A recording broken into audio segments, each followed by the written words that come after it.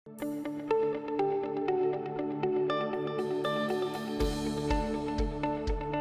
day, brothers and sisters. It is Sunday once again. It is time for us to seek the Lord. And there is a way by which you and I are supposed to seek the Lord. Allow me to read a passage in Psalm 70 and verse 4. It says, "Let all who seek thee rejoice and be glad in thee. And let those who love thy salvation say continually, let God be magnified." So clearly in this passage, my dear friends, there is a way by which God wants to be sought. And if we are to seek Him, we are to be glad in Him. If we are to seek Him, we are to magnify Him. And obviously, all of these things the Lord is worthy of.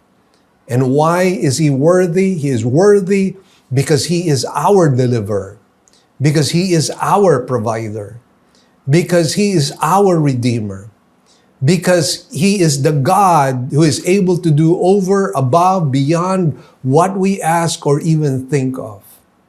All of these things we are to do as we seek the presence of the Lord. Oftentimes, we merely go into the presence of God or seek His presence because we want something, because we have a need, because we have a petition, because we have a prayer. My dear friends, while that is legitimate and that our God is a God of mercy, a God who is generous, while He is more than willing to help us and minister to our needs, let us never ever forget that we are to minister to Him as well. We are to seek Him with gladness. We are to magnify Him. Let's do that, dear friends, as we worship the Lord. Pasalamatan ka.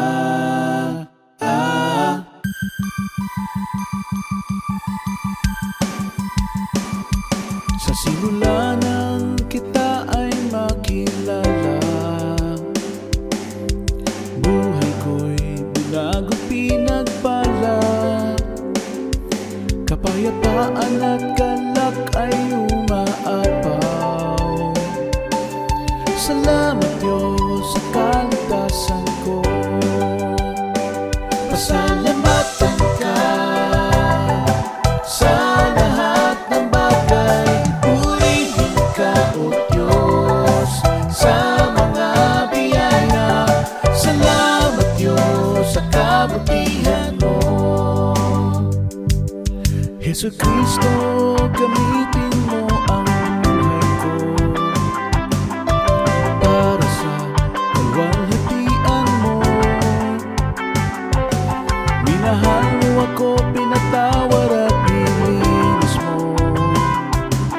Salamat Diyos sa pag-ibig mo.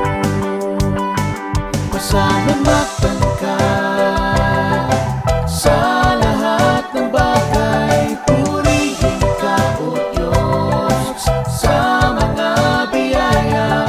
Salamat Diyos sa kabutihan mo. Pasalamatan ka sa lahat ng bagay. Purihin ka, O Diyos, sa mga biyaya. Salamat Diyos sa kabutihan mo. Sa kabutihan mo.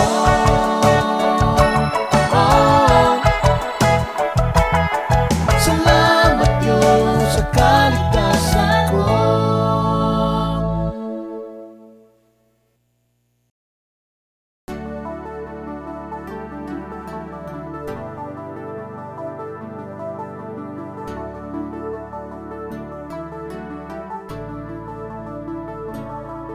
He put a new song in my mouth, a hymn of praise unto my living God. Oh, magnify the Lord and exalt Him. I will sing and worship You, oh God. My heart is steadfast steadfast. I will not be afraid, though tomorrow seems uncertain. My heart is steadfast. My times are in your hand. I am safe in you, O Lord, my God. Arise and let us sing to our God. Let's magnify and glorify His name. How awesome is your name, O Lord. We will tell of all your wondrous works. My heart is steadfast. I will not be afraid, though tomorrow seems uncertain. My heart is steadfast. My times are in your hand. I am safe in you, O Lord, my God. Though the mountains fall, I will not be moved. God is my fortress, I will not be moved. Though the mountains fall, I will not be moved. God is my fortress, I will not be moved. My heart is steadfast. I will not be afraid, though tomorrow seems uncertain. My heart is steadfast. My times are in your hand. I am safe in you, O Lord, my God. I am safe in you, O Lord, my God.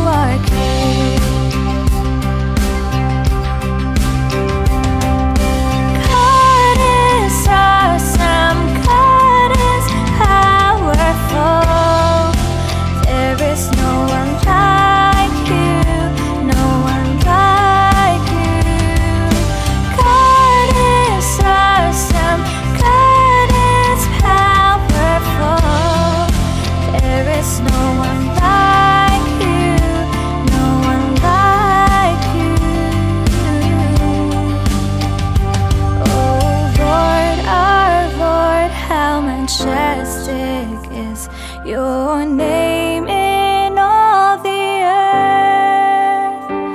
All creation sings, every nature shouts of your wondrous works, O Lord. Oh, glory to our King. Oh, glory to our King.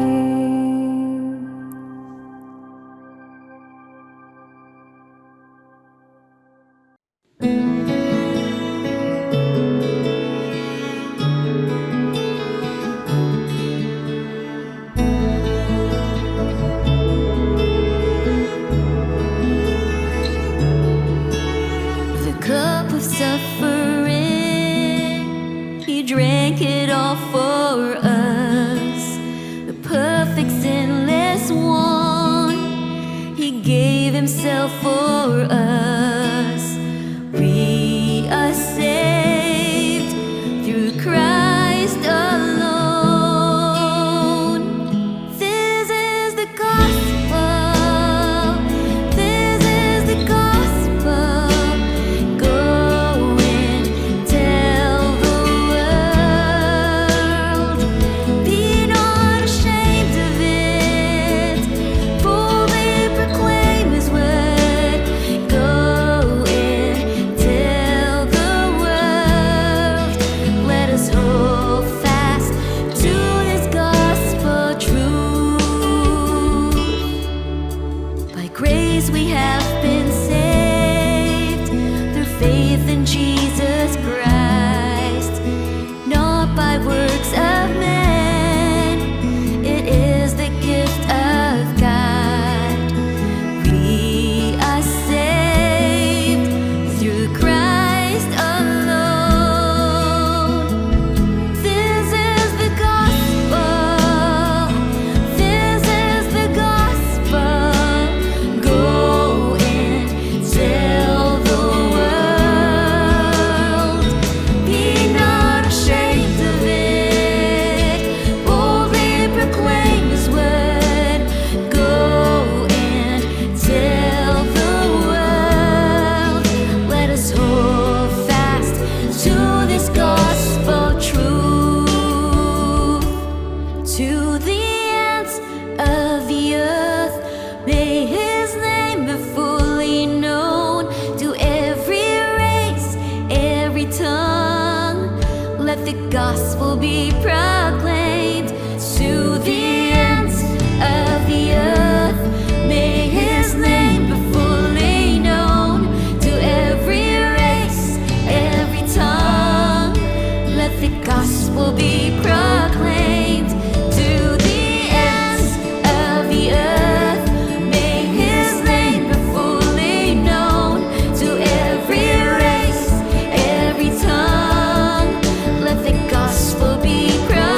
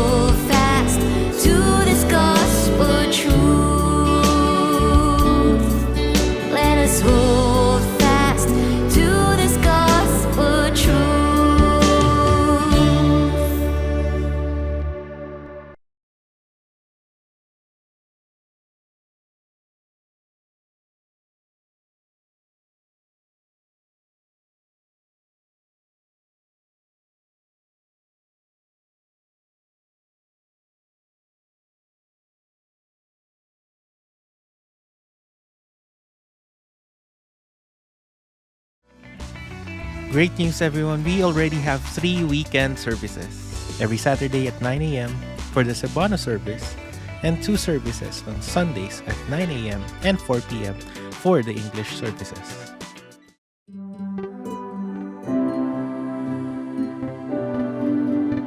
The title of today's sermon is Our Humble Savior. We will take our text from Matthew 27, verses 27 to 44. Let us read. Then the soldiers of the governor took Jesus into the praetorium and gathered the whole Roman cohort around him. They stripped him and put a scarlet robe on him, and after twisting together a crown of thorns, they put it on his head and a reed in his hand, and they knelt down before him and mocked him, saying, "Hail, King of the Jews." They spat on him and took the reed and began to beat him on the head. After they had mocked him, they took the scarlet robe off him and put his own garments back on him and led him away to crucify him. As they were coming out, they found a man of Cyrene named Simon, whom they pressed into service to bear his cross. And when they came to a place called Golgotha, which means place of a skull, they gave him wine to drink mixed with gall, and after tasting it, he was unwilling to drink. And when they had crucified him, they divided up his garments among themselves by casting lots. And sitting down, they began to keep watch over him there. And above his head, they put up the charge against him, which read, "This is Jesus, the King of the Jews." At that time, 2 robbers were crucified with him, one on the right and one on the left. And those passing by were hurling abuse at him, wagging their heads, and saying, "You who are going to destroy the temple and rebuild it in 3 days, save yourself. If you are the Son of God, come down from the cross." In the same way, the chief priests also, along with the scribes and elders, were mocking him and saying, "He saved others. He cannot save himself. He is the King of Israel. Let him now come down from the cross, and we will believe in him. And he trusts in God. Let God rescue him now, if he delights in him, for he said, 'I am the Son of God.'" The robbers who had been crucified with him were also insulting him with the same words. Let's bow our heads in prayer at this time. Heavenly Father, we thank you and bless you for this wonderful time to study your word. And once again, we come before you with open hearts and open minds. Lord, instruct us with your ways and teach us, Lord, in a way that we would be convicted to follow you and be imitators of God. Lord, whatever is going to be achieved today, we will give you back the glory, the praises, and thanks.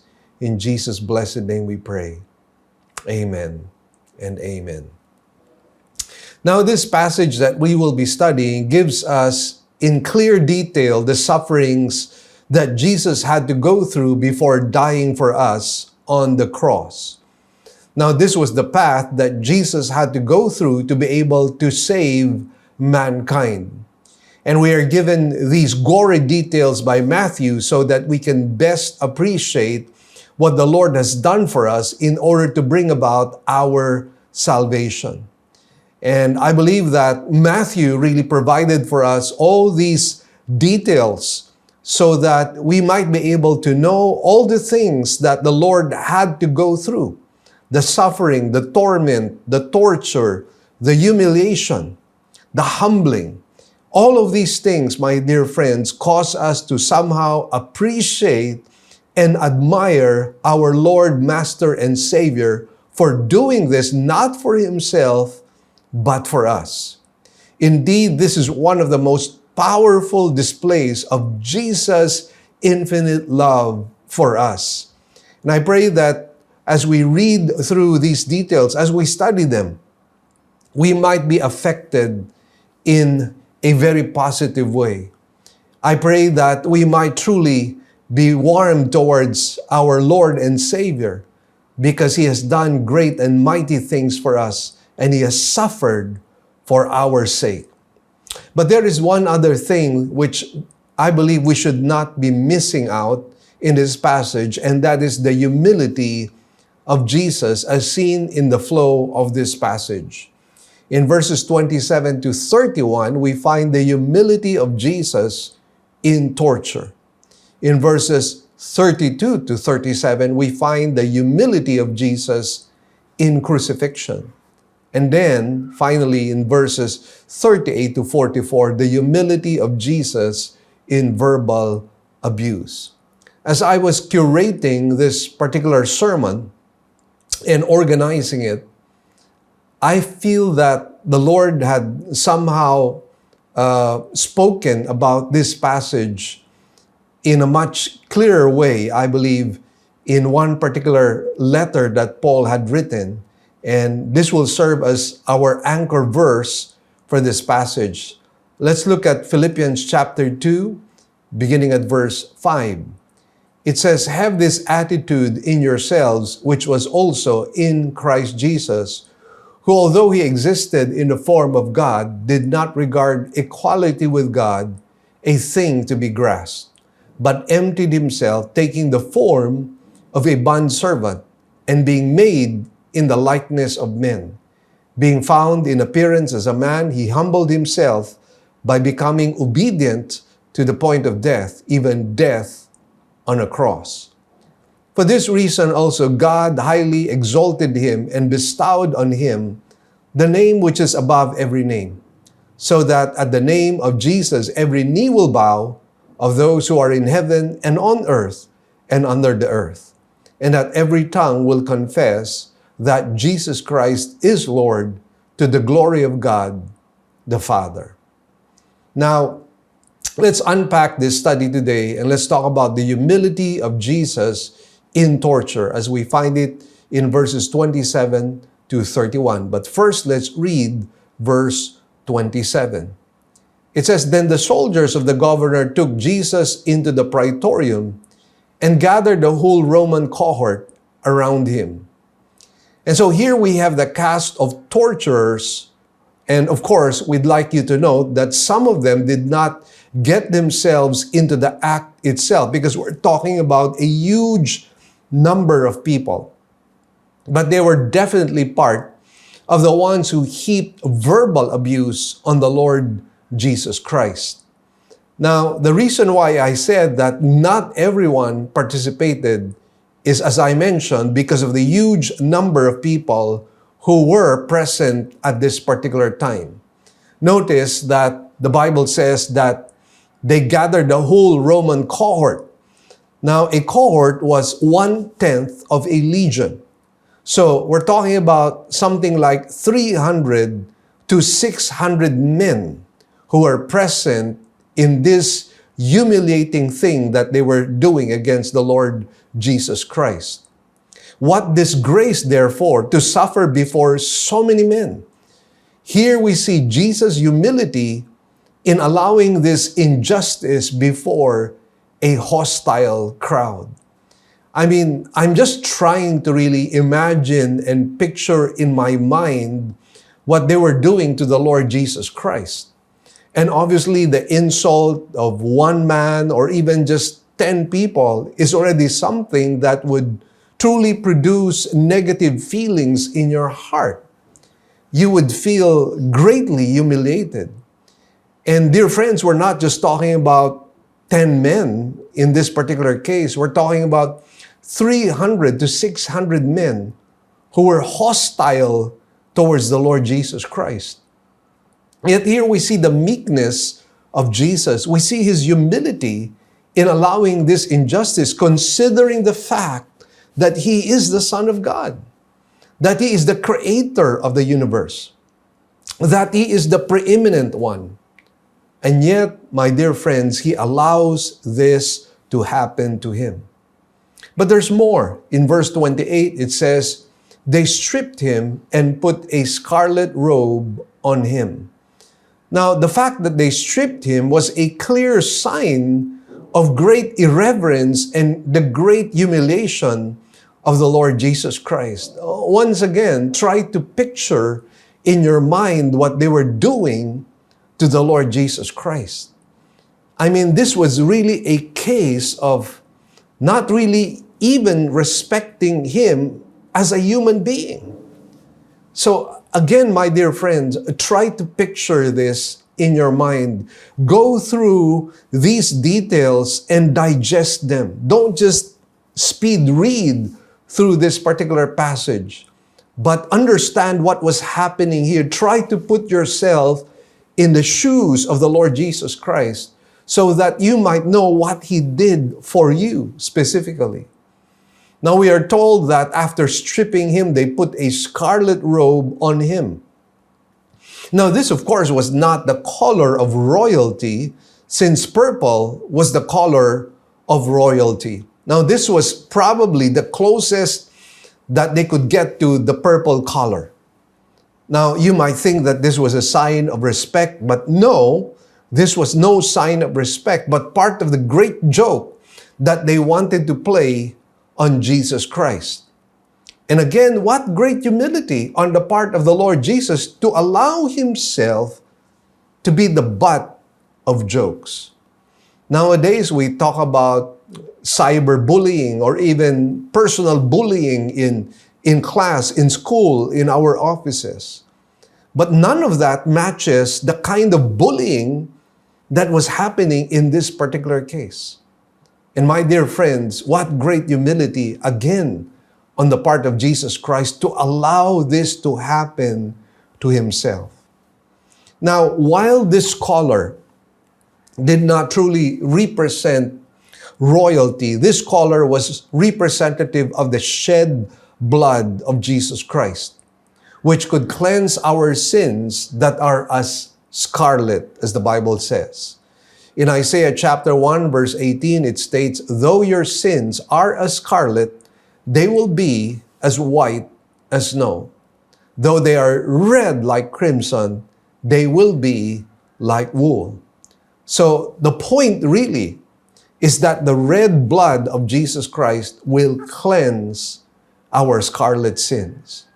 Now, there is great significance in this because Bible commentators will say that scarlet portrays sin, not only to denote its dreadful character, but also to emphasize its indelible or inerasable nature. They tell us that you can immerse a cloth in any other color and the stain can be removed. But once the red dye has been thoroughly set in a piece of goods, however, no scientific method is known that can successfully eliminate it without damaging the fabric. Now, even if the material is rubbed and scrubbed until threadbare, the fibers that are left will still retain their crimson hue, their scarlet hue. Sin is thus pictured as being indelible or inerasable as far as human efforts are concerned to remove it. There is nothing man himself can do to change his evil nature and turn it into the white purity of holiness. God alone, my dear friends, has the power to erase the terrible stain of our sin. And I just like to show you some pictures which we had taken, or which one of our sisters had taken during our Israel tour. And one of the places we visited is a place called the Nazareth Village. And what it tries to do is somehow try to bring people back into a first century experience. And that is why they wore clothes in the first century. The materials that were used there are first century materials. And even the atmosphere is first century.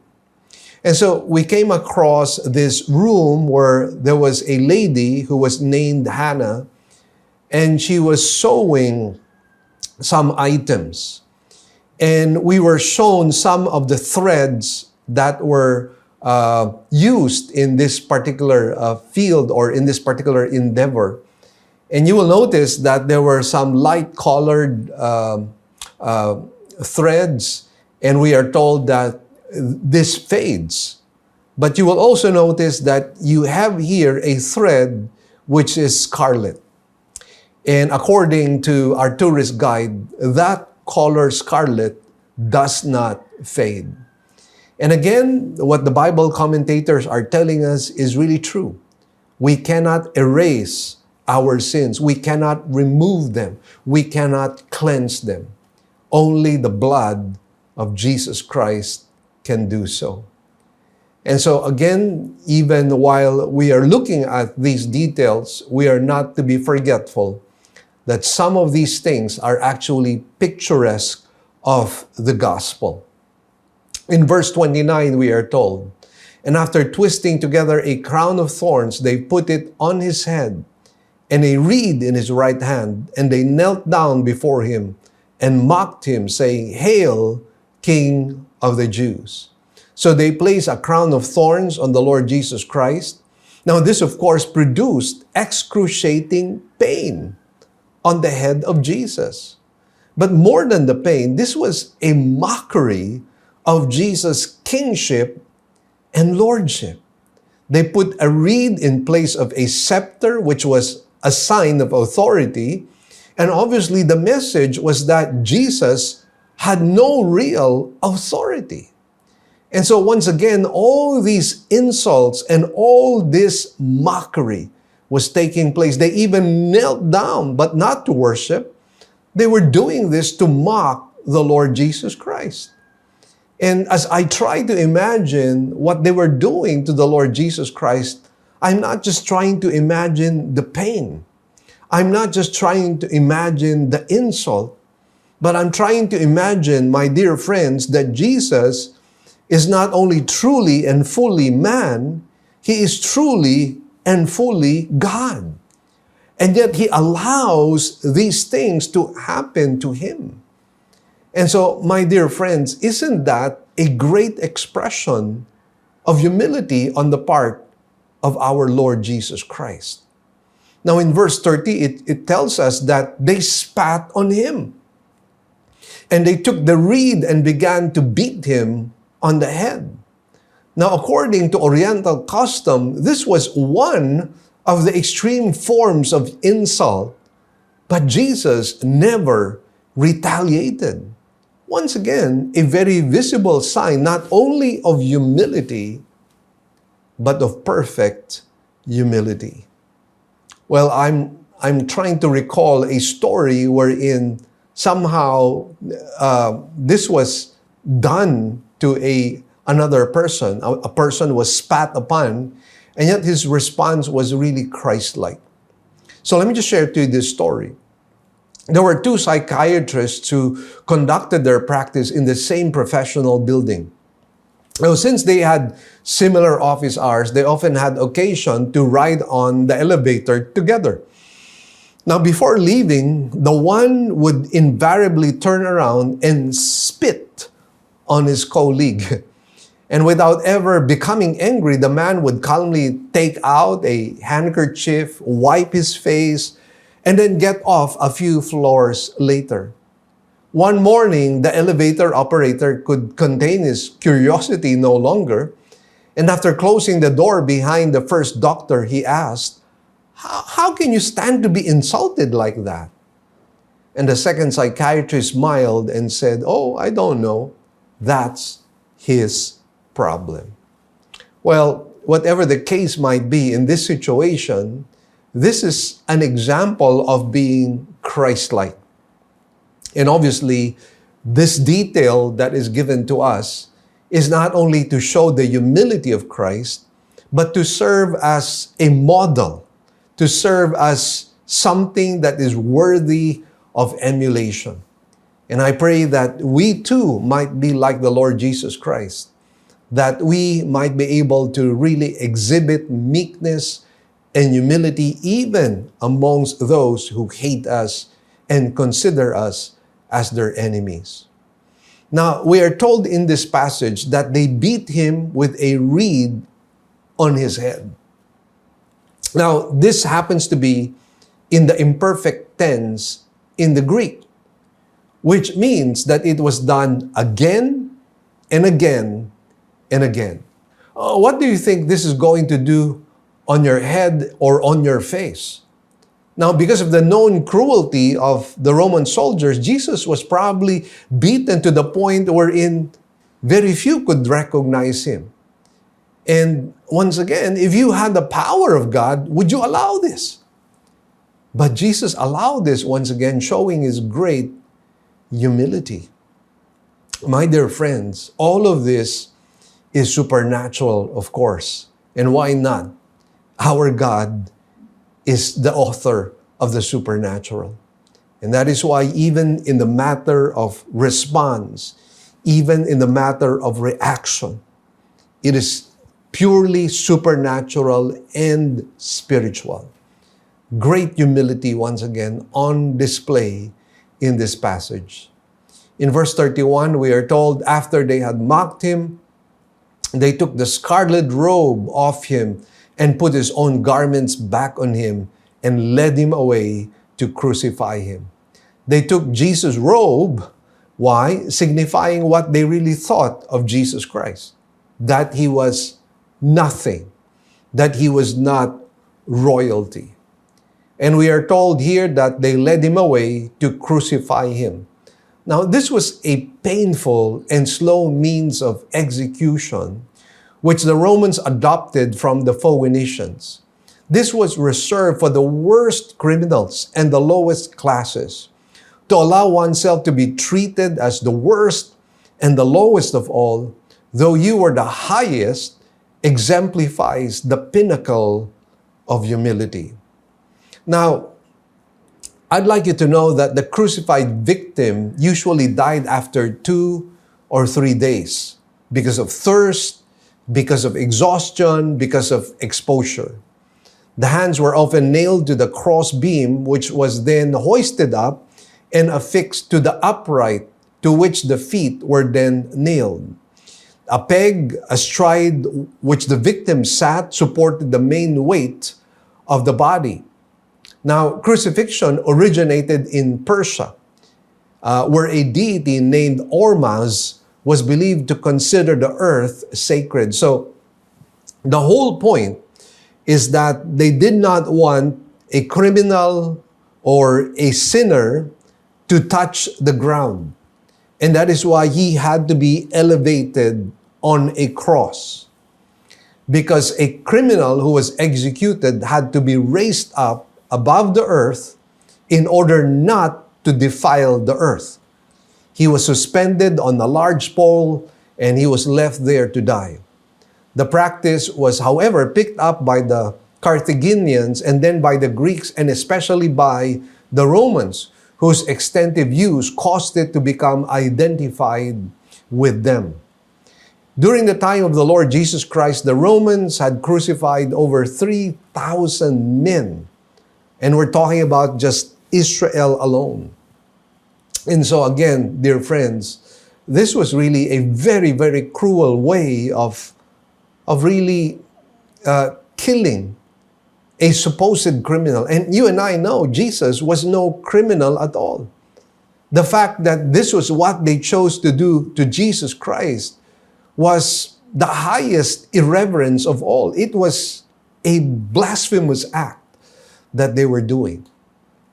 But let me tell you more details about the crucifixion, just for us to be able to understand what the Lord had to go through and what He did for us.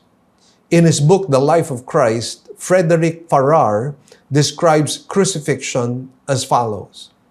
As death by crucifixion seems to include all that pain and death can have of the horrible and ghastly dizziness, cramp, thirst, starvation, sleeplessness, traumatic fever, shame, publicity of shame, continuance of torment, horror of anticipation, mortification of intended wounds, all intensified just up to the point at which they can be endured at all, but all stopping just short of the point which would give to the sufferer the relief of unconsciousness.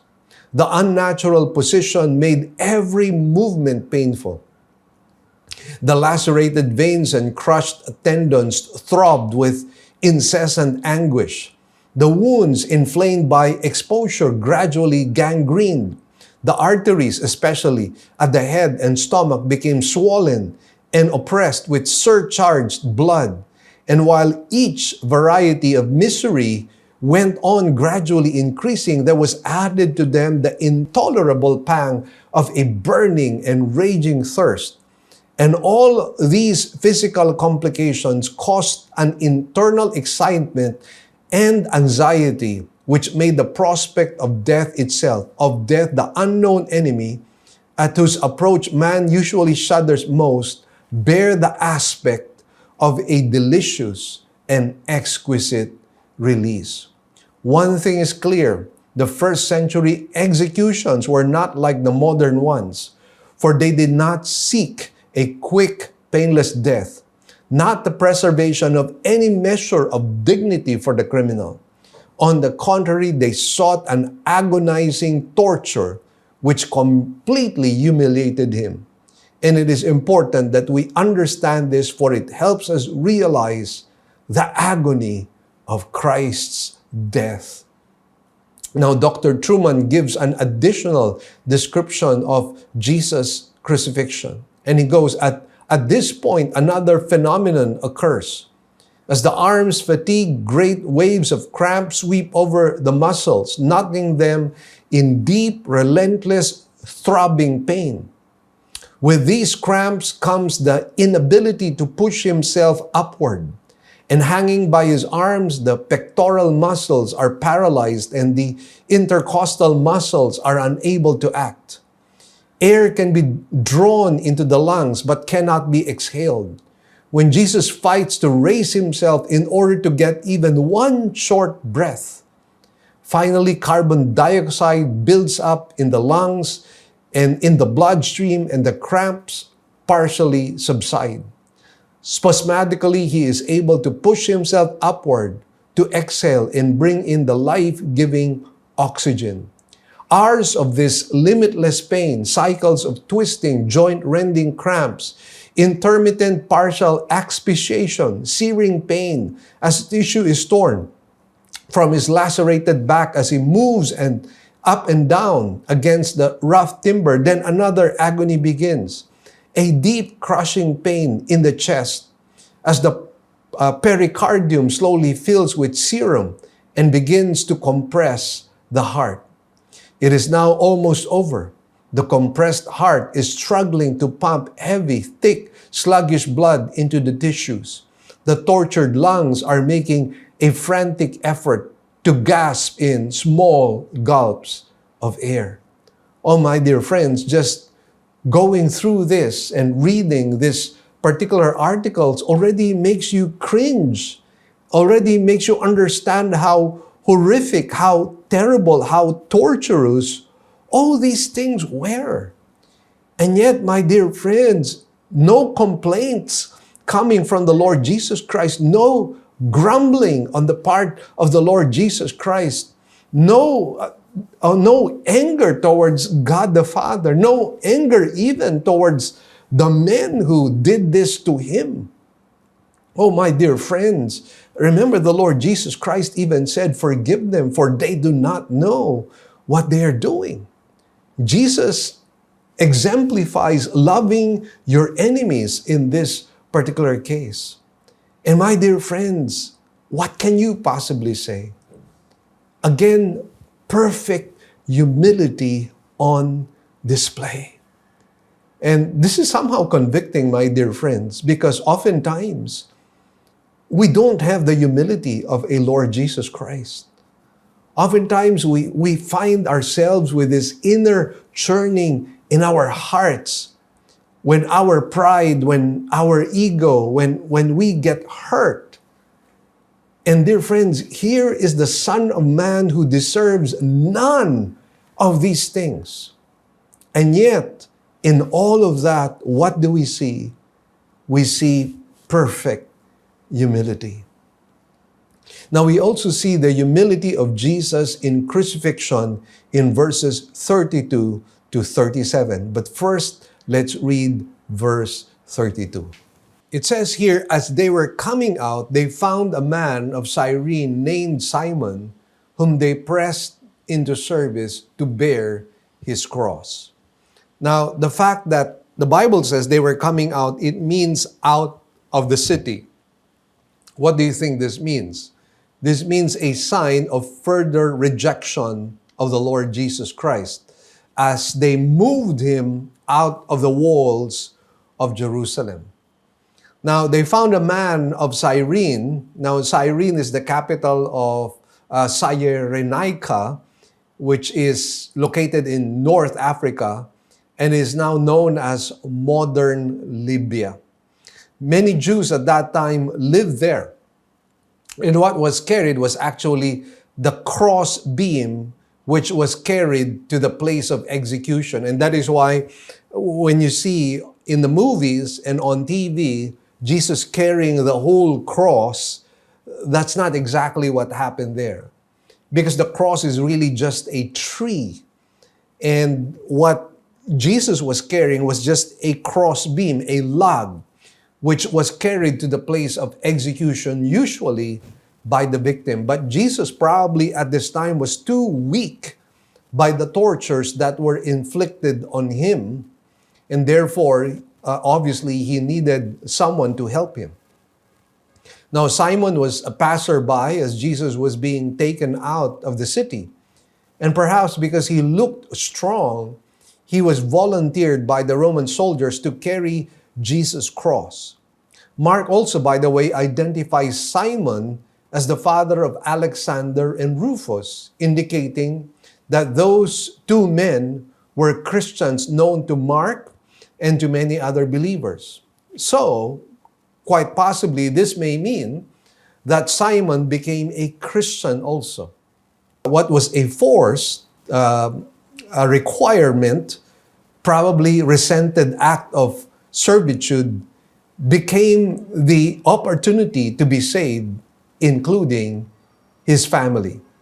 Christ's humility had a profound impact on Simon as he personally encountered Christ at this time and learned over time who this man was and what he had done to accomplish the redemption of mankind.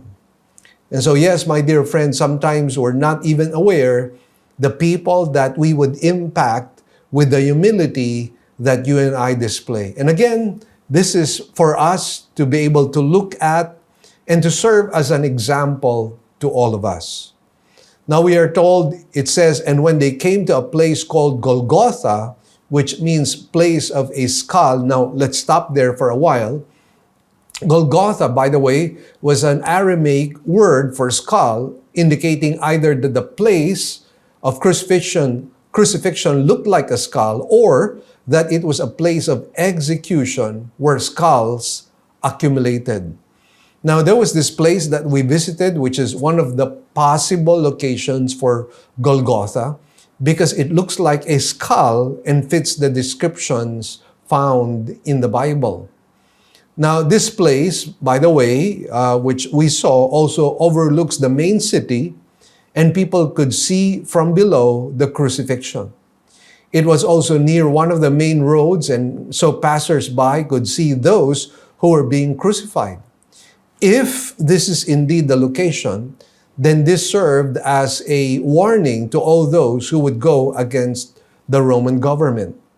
There is, however, a second option, which is the Holy Sepulchre, which most archaeologists today feel would be the right place or the place where Christ was crucified, based on certain evidences, which would be the best option as Golgotha. So we're not going to argue about that. We really don't know, because archaeology is both an art and a science, and they're continually discovering certain things. And what was probably considered true a few centuries back may not be true in a few years' time, depending on the archaeological discoveries. But then we move away from that sidebar. We continue on in verse 34. And it says, they gave him wine to drink mixed with gall, and after tasting it, he was unwilling to drink. Now, this was a drink, by the way, that was given to victims to help deaden their pain. This was also used to prevent those being crucified from struggling violently as the nails are driven into the hands. Jesus refused it, preparing to meet death with all the pain. Once again, this was a display of Christ's great love for us. He did not withhold anything in his desire to show to us his utmost love for all of us. This was also a great display of humility as Jesus took on himself the full wrath of God's justice for our sins by not seeking relief of any sort. So once again, my dear friends, what great humility on the part of Jesus Christ, because our sins were imputed on him, and he did not want to take the easy route away from that imputation. He received the full wrath of God in his own body. In verse 35, and when they had crucified him, they divided up his garments among themselves by casting lots. And sitting down, they began to keep watch over him there. They even robbed, what happened here is they even robbed Jesus of his clothes. Now, Jewish men normally wore 5 pieces of clothing: sandals, an inner cloak, a headpiece, a belt, and an outer cloak. The 4 soldiers divided up the 4 pieces and cast lots on the outer cloak. Now, it is highly probable that Jesus was completely naked when he was crucified, because the Romans crucified their victims naked. And again, what horrible humiliation this was.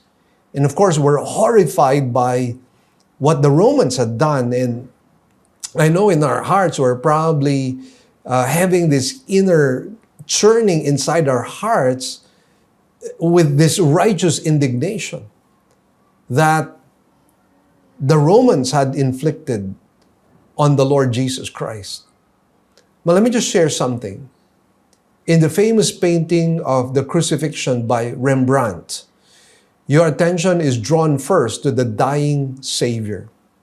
Then, as you notice, the crowd gathered around the scene at Calvary, you are somehow impressed by the various attitudes and actions of the people involved in putting the Son of God to death.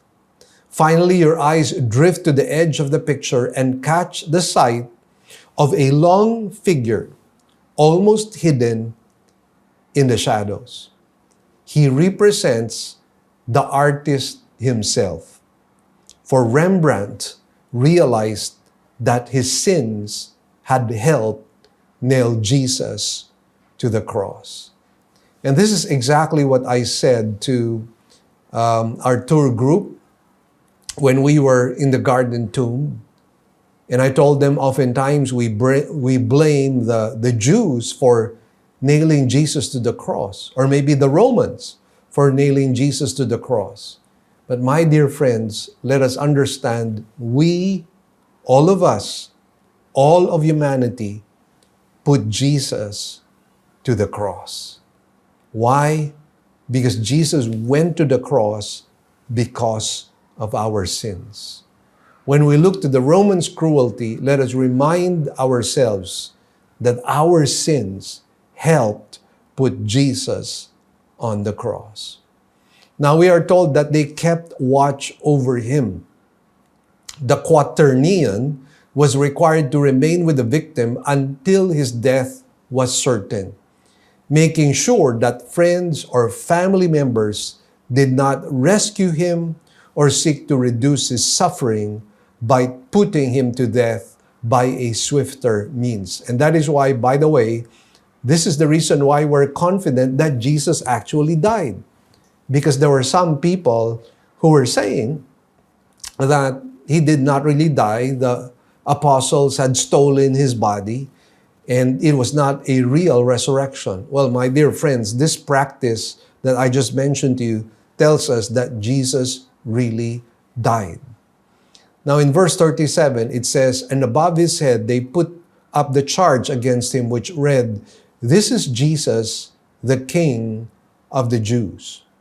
Now over him was the sign which basically spoke about the charge for which he was found guilty." Now you and I know this was a false accusation, because while Jesus is really the King of the Jews, the implication here is that this was a political rebellion against the Emperor of Rome, which was not. Jesus made it clear that in his first coming, he was not going to rebel against the Roman Empire. And so this was all political maneuvering on the part of the Sadducees. Now, again, the sign meant that he was opposing the rulership of Caesar, which of course was not true, because what Jesus was setting up was a spiritual kingdom. Now, to be falsely accused and penalized was a horrific injustice. Yet Jesus allowed it to happen to accomplish God's perfect will. His submission to the Father is another demonstration, my dear friends, of his humility. And so finally, we go to the humility of Jesus in verbal abuse in verses 38 to 44. It says, "At that time, two robbers were crucified with him, one on the right and one on the left." Now, what happened here was that Jesus was placed side by side with the robbers. He was identified with criminals. Jesus was crucified between two robbers, whom Luke called criminals. By the way, the Greek word for robbers here is the Greek word lestes, which means cruel bandits who took pleasure in tormenting, abusing, and often killing their victims. Jesus was definitely out of place with this company, and yet he endured this in humble obedience to the Father. Well, again, how do we know that there's humility in our hearts? I mean, we can talk about humility all day long, but how do we know it is present? How do we know how it looks like? Well, dear friends, if we have humility, we will be obedient. If we have humility, we will be submissive. And in this particular case, what great humility on the part of Jesus to obey the will of the Father. And so once again, a perfect example for all of us to humble ourselves before the Lord God Almighty. Now, in verse 39, it says, "And those passing by were hurling abuse at him, wagging their heads, and saying, 'You are going to destroy the temple and rebuild it in 3 days. Save yourself. If you are the Son of God, come down from the cross.' In the same way, the chief priests also, along with the scribes and elders, were mocking him and saying, 'He saved others. He cannot save himself. He is the King of Israel. Let him now come down from the cross, and we will believe him. He trusts in God. Let God rescue him now, if he delights in him. For he said, I am the Son of God.' The robbers who had been crucified with him were also insulting him with the same words." So aside from the physical torture, there was now verbal torture. The phrase hurling abuse is in the Greek imperfect tense, which means repeated, continuous defamation. I mean, this was nonstop verbal abuse. And they were saying, if you are really powerful as you claim to be, then deliver yourself from the cross. The chief priests were saying the same thing practically, that since Jesus had performed many signs and wonders, he should be able to save himself. And that if he is really the promised Messiah and is able to deliver himself, they would believe in him. Now, to be challenged, and this is what they were doing. They were challenging the Lord Jesus Christ. But to be challenged and not to respond carnally is another expression of humility. Now, the irony of this scene was that Jesus could have done the things the crowd was shouting for him to do. He could have come down from the cross and physically saved himself. He did not lack the power to accomplish his deliverance. But it was not in the Father's will to do that. It was necessary for the Son of God to die for others. He therefore patiently bore their insults because there is nothing that will atone for our sins. Once again, perfect humility and perfect love is on display in this particular passage. Jesus indeed was so humble that he did not do anything to risk our own salvation, our own redemption. I mean, if he were prideful, then he could have done exactly what these people wanted him to do. But then again, what would that do in the matter of our salvation? And by the way, watch the nerve of the two robbers who also insulted the Lord Jesus Christ. We need to note, however, that one of the robbers finally repented, perhaps because he was amazed at Jesus' meekness and humility and was attracted to it. Jesus forgave him in spite of his abhorrent sin. And isn't that another proof of Jesus' humility? You know, when we think of how the Lord had delivered us from our sins and what he went through, we cannot help but marvel at Jesus' humility and love. And since the Bible tells us to be imitators of God, let humility reign in our hearts. Let's pray. Heavenly Father, we thank you and bless you, Lord, for just showing to us in this passage the humility of Jesus. And Lord, help us to be humble as well.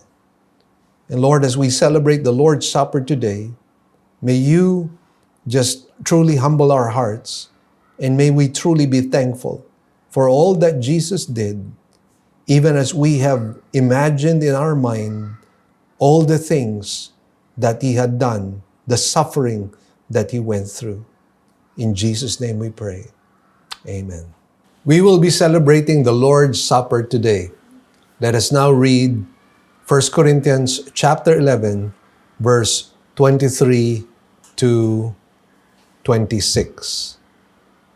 For I received from the Lord that which I also delivered to you, that the Lord Jesus, in the night in which he was betrayed, took bread, and when he had given thanks, he broke it and said, "This is my body, which is for you.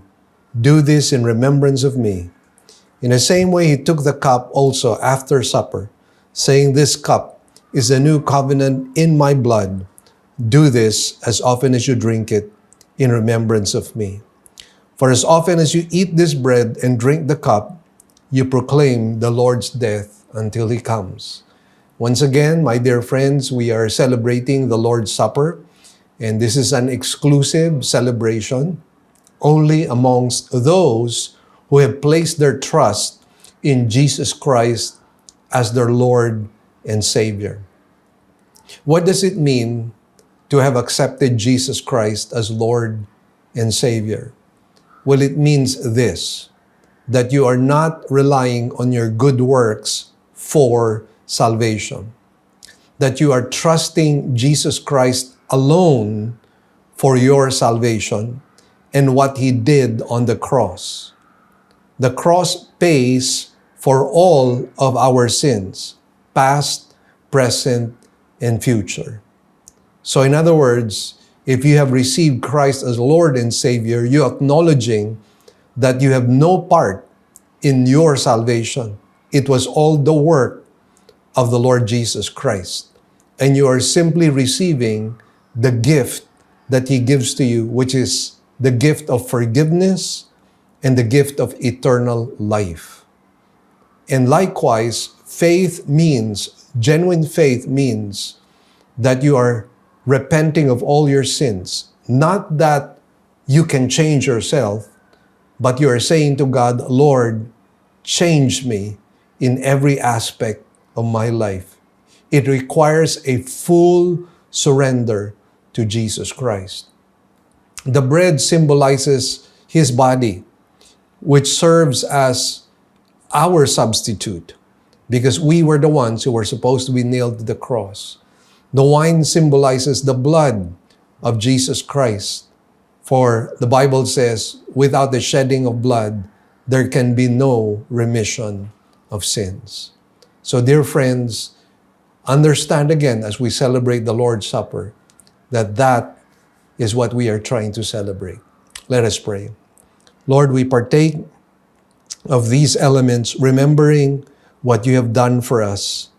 Lord, thank you for all your goodness and for all your love and for our redemption.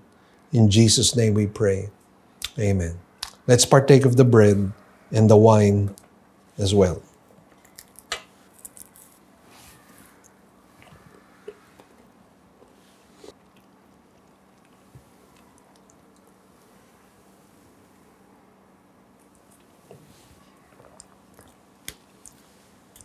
Thank you, Jesus. Thank you, Lord. Lord, we thank you for all that you've done for us. We are truly grateful. And Lord, help us to love you, serve you, and worship you in a far greater way.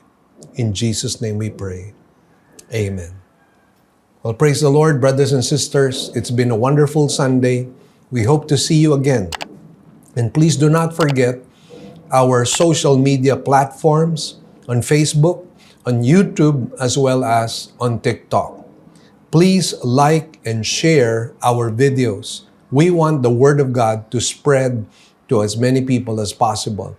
And don't forget, we're also on Nationwide TV, and we are also on Nationwide Radio. God bless you all. We'll see you again.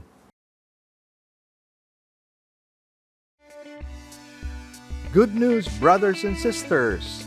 Our radio program will now be heard nationwide through FEBC radio stations.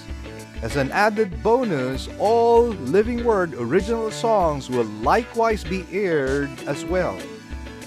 So, if you would like to listen to our radio program, we're coming out in the following stations: 702 DZAS AM, broadcasting from Pasig every Sunday, 11 a.m. to 11:30 in the morning.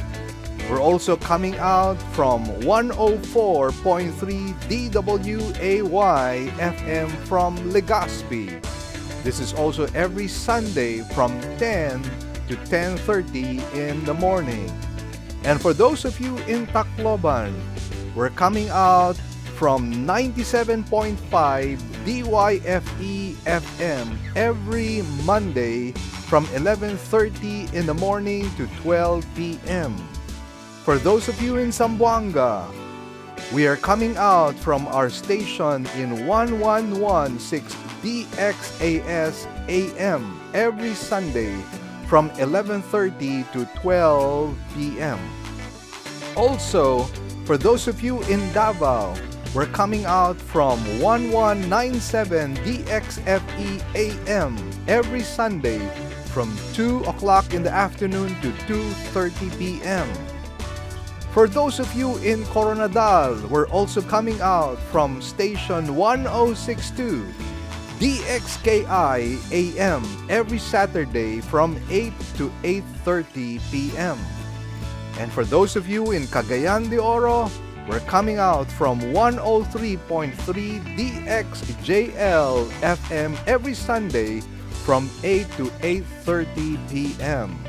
And for those of you from Metro Cebu, we're coming out from 98.7 DYFR FM every Saturday and Sunday from 8 to 9 p.m.